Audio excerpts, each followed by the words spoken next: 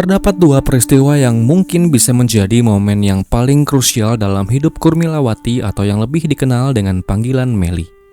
Yang pertama, dia pernah mencoba membangun hidup bahagia di Bengkulu dengan seorang pria mapan pilihan hatinya. Ia menikah muda, berharap masa depannya bisa stabil bersama dengan suaminya. Namun, pernikahan itu tak bertahan dengan lama. Di dalam perjalanan rumah tangga yang penuh dengan lika-liku, dapat dikatakan Meli justru terlibat hubungan gelap dengan seorang pria yang bernama Juni Aryadi. Perselingkuhan inilah yang diduga menjadi penyebab rusaknya hubungan rumah tangga yang Meli jalani. Meli lebih memilih untuk bercerai dengan suaminya yang mapan dan memantapkan hatinya bahwa Juni bisa menjadi sosok yang membawa perubahan dalam hidupnya. Setelah perceraian itu, Meli memutuskan pergi jauh dari kampung halamannya di Bengkulu untuk merantau ke Batam, sebuah kota yang baginya menawarkan peluang dan harapan baru. Namun hidup di kota besar tak selalu seindah harapannya. Untuk bertahan hidup, bisa dikatakan bahwa Meli bekerja di sebuah kafe remang-remang di kawasan Teluk Bakau Nongsa. Pekerjaannya membuat dirinya harus melayani tamu. Kadang Meli juga harus menjadi pendamping panggilan. 6 bulan Meli mencoba bertahan sendiri di kota Batam. Barulah setelah itu si pacar tercinta, Juni, menyusul dirinya.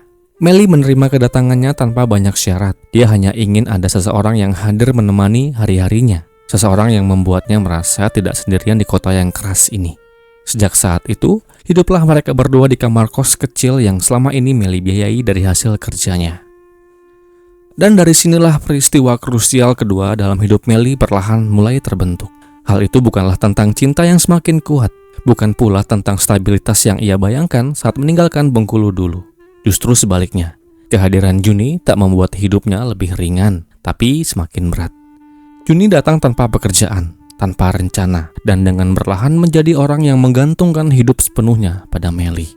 Dan puncaknya adalah terjadi di tanggal 26 Maret tahun 2018, di mana saat itu si pemilik kontrakan menemukan Meli tergeletak di atas kasur, membiru, dingin, kaku, dan tak bernyawa.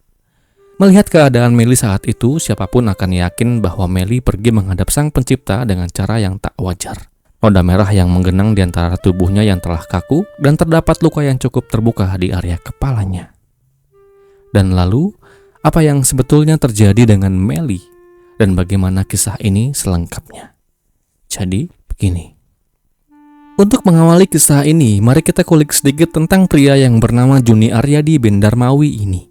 Juni adalah seorang pria asal Kepahyang yang lahir pada tahun 87. Pada tahun 2018, Juni berusia 31 tahun. Dia masih muda dan pemberani. Seperti yang telah sedikit dibahas, Juni jauh-jauh datang dari Bengkulu ke Batam hanya untuk mengejar cinta sejati yang ia miliki. Alih-alih mencari pekerjaan yang bisa menopang segala kebutuhan, gaya hidup, dan masa depannya, Juni lebih pilih untuk berdiam diri saja dan menjadi pengangguran. Sebagai seorang pria muda yang tanpa pekerjaan tetap, Juni menghadapi tekanan ekonomi dan hidup hari-harinya nggak stabil. Dia cenderung pendiam, lebih banyak menghabiskan waktu dalam kamar kontrakannya, dan berfokus pada gadget pribadi untuk berselancar dengan bebas di dunia maya. Setiap hari bahkan hampir tanpa jeda, Juni tenggelam dalam dunia maya. Dia bercanda di Facebook, membalas pesan di WhatsApp, dan menggoda wanita-wanita yang bahkan tak pernah ia temui. Aktivitas itu membuatnya merasa hidup, seolah perhatian dari luar bisa menutupi kekosongan yang ia alami di dunia nyata. Namun bagi Meli semua itu bukanlah sekadar kebiasaan iseng. Itu adalah kebiasaan yang terus saja membuatnya sakit hati. Ia telah mencoba memahami, mencoba menerima. Namun bagaimana mungkin hati tetap tenang jika tiap kali menengok pria yang tinggal bersamanya itu justru menebar pesona ke orang lain. Meli bukanlah marah dikarenakan cemburu semata. Dia marah karena merasa tak pernah dihargai. Dia berjuang dari pagi hingga malam untuk memenuhi kebutuhan mereka di Batam. Sementara Juni justru asik mencari validasi dari wanita lain. Setiap notifikasi yang masuk, setiap tawa kecil saat Juni membaca pesan dari wanita antah berantah, menjadi sebuah reminder bahwa ia tak benar-benar menjadi satu-satunya wanita di dalam hati pria itu. Dari sanalah konflik mereka selalu bermula. Meli merasa berjuang sendirian, sementara Juni justru sibuk bermain hati. Sebuah hubungan yang harusnya menjadi tempat yang nyaman malah berubah menjadi ruang sempit yang penuh curiga dan pertengkaran. Dan hal ini memicu amarah Meli yang kemudian tumbuh. Bukan hanya dikarenakan Juni genit di media sosial, namun juga ia merasa dikhianati oleh seorang yang harusnya berjalan bersama, bukan bermain di belakangnya. Pada Senin 26 Maret tahun 2018, Melly pulang kerja dini hari dengan tubuh lelah dan mata yang berat. Jam masih menunjukkan sekitar jam setengah 4 pagi ketika ia tiba di kamar kos yang berukuran 3x4 di Teluk Bakau. Sebelum Melly benar-benar masuk ke dalam kamarnya, dia sempat bertemu dengan seorang kawannya yang bernama Akbar, seorang pria yang tinggal dalam satu kompleks kos-kosan dengannya. Kala itu di jam 3 pagi, perbincangan yang Akbar lakukan bersama dengan Melly adalah seputar niat Akbar yang bermaksud ingin menggadaikan ponsel Samsung miliknya seharga Rp400.000.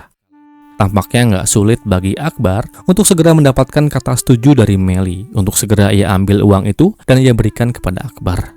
Tak lama setelah itu, Melly yang juga dikenal sebagai pribadi yang tertutup ini, yang dimana teman-temannya nggak pernah tahu nomor handphone yang ia miliki, kemudian berlalu dan masuk ke dalam kamar kosnya.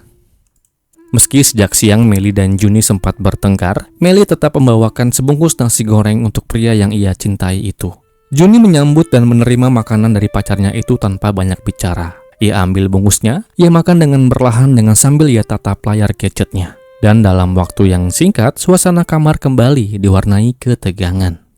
Melly yang sudah menahan amarah sejak siang kembali mengungkit kebiasaan Juni bermain ponsel dan tebar pesona dengan wanita-wanita di media sosial. Bagi Juni itu hanyalah hiburan semata, hiburan yang mengisi hari-harinya yang kosong tanpa ikatan kerja apapun. Kelelahan fisik dikombinasikan kecemburuan yang tak pernah selesai membuat malam itu kembali berakhir dengan nada tinggi dan wajah yang tegang. Juni mencoba menjauh dengan cara paling sederhana yang ia tahu. Ia matikan ponselnya, menarik diri dan tidur lebih dulu. Lampu kamar dimatikan, namun situasi tak kemudian menjadi tenang. Melly masih saja meluapkan rasa kesalnya dengan gumaman panjang yang tak lagi bisa ia bendung. Ketika ia merasa Juni nggak menanggapinya, dari informasi yang pernah Juni sampaikan, dorongan emosinya membuat ia menyentuh dan memukul Juni di bagian kepala dengan tangan kanan Melly. Sebuah tindakan spontan yang lahir dari capeknya dan frustrasinya Melly dalam menahan semuanya. Juni yang sejak siang sudah terbawa emosi merasa dirinya semakin terpojok. Dia berusaha menasihati, berusaha meredakan. Namun dalam hatinya rasa jengkel dan lelah sudah menumpuk. Ia mencoba untuk gak peduli. Ia kemudian mencoba memalingkan diri, mencoba tidur kembali, berharap semua masalah ini mereda dengan sendirinya. Beberapa menit kemudian kamar benar-benar hening. Melly tertidur dengan kondisi yang lelah. Nafasnya teratur, wajahnya tenang. Tak ada tanda amarah yang tadi sempat meledak. Alih-alih bisa ikut suasana yang tenang itu untuk bisa tidur, malah pada saat itulah titik gelap kemudian muncul. Semua emosi yang Juni pendam sepanjang hari terasa menekan dari dalam. Ia bangun pelan-pelan melangkah keluar dari kamar dan mengambil sebatang kayu dari tumpukan di depan kamar kosnya. Tak lama setelah ia dapatkan kayu itu, pikirannya mulai diliputi rasa amarah. Dan impuls sesaat bercampur menjadi satu keputusan yang sangat fatal. Ia kembali ke kamar, ia dekati tubuh orang yang selama ini menjadi tulang punggungnya. Dan tanpa suara, ia serang kepala Melly yang sedang tidur dengan kayu keras yang ia dapatkan kala itu. Serangan yang Juni arahkan itu mendarat berkali-kali ke tubuh Melly bagian atas. Tentu Melly nggak bisa melakukan apa-apa ketika serangan itu secara membabi buta menyerang dirinya. Ketika suara azan subuh terdengar dari kejauhan, Juni masih mendengar sisa-sisa nafas Melly. Dalam keadaan gelap emosi, Juni memilih untuk mengakhiri semuanya dengan mencegat jalur nafas wanita itu hingga tubuhnya benar-benar diam. Dan tak lama setelah itu, Kurmilawati alias Melly dipanggil Tuhan Yang Maha Kuasa. Saya ucapkan duka yang mendalam. Setelah tuntas dengan segala aksi yang dikatakan ia lakukan dengan spontan itu, tangan Juni basah oleh noda merah. Ia cuci di kamar mandi, lalu dengan pikiran yang masih kalut, ia nyalakan lampu, ia ganti bajunya, dan ia kemasi barang-barangnya. Tak lupa sebelum melarikan diri, Juni sempat mengambil barang-barang milik Melly, ponsel, tablet, dan uang tunai. Sebelum keluar, ia tutupi kepala Melly dengan bantal dan handuk kecil, seakan mencoba menyingkirkan pemandangan yang baru aja ia ciptakan. Perjalanan panjang pelariannya dimulai di pagi itu juga. Setelah mengunci dan membuang kunci kamarnya, Juni segera pergi ke Bandara Hang Nadim. Di sana ia menunggu berjam-jam sebelum akhirnya terbang ke Pekanbaru. Dari situ ia menumpang travel menuju Bengkulu dan tiba di Kepahyang esok harinya. Masih di hari yang sama, pada Senin 26 Maret 2018, sekitar pukul 5:30, pemilik kontrakan yang bernama Ibu Haryanti menerima beberapa panggilan yang tak biasa dari nomor Juni, penyewa kamar yang tinggal bersama dengan Melly. Panggilan telepon itu berulang hingga 3 kali.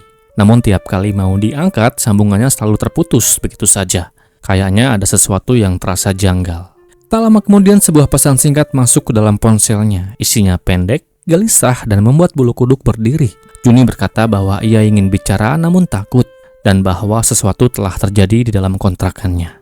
Lalu dikarenakan khawatir, si ibu memutuskan untuk mengecek langsung ke kamar tempat Juni dan Melly tinggal. Ia bawa kunci cadangannya dan mengajak anaknya yang bernama Farel. Begitu sampai di pintu kamar, dari dalam ruangan yang gelap dan pengap, suara Farel tiba-tiba memanggil ibunya dengan nada terkejut sambil ia sebut nama Melly.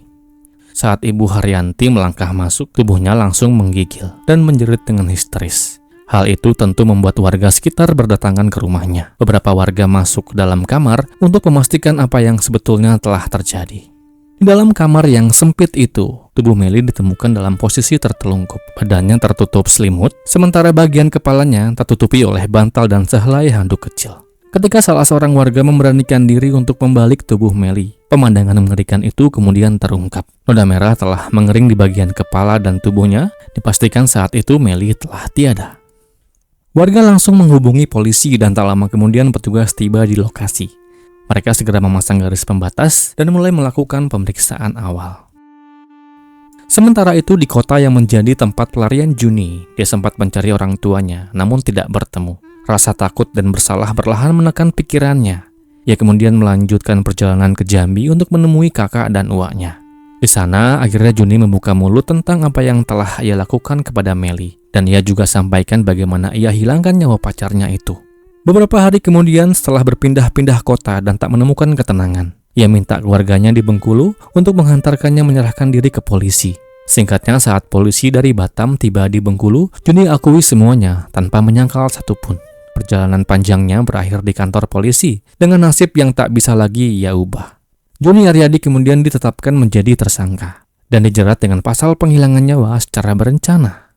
Di dalam persidangan yang kemudian digelar di Pengadilan Negeri Batam, melalui majelis hakimnya, kemudian menjatuhkan vonis kepada Juni Aryadi dengan hukuman 20 tahun penjara dan selesai. Demikianlah kisah ini. Semoga akan terus ada pelajaran yang kita bisa ambil dari kisah ini. Dan kisah ini pun berakhir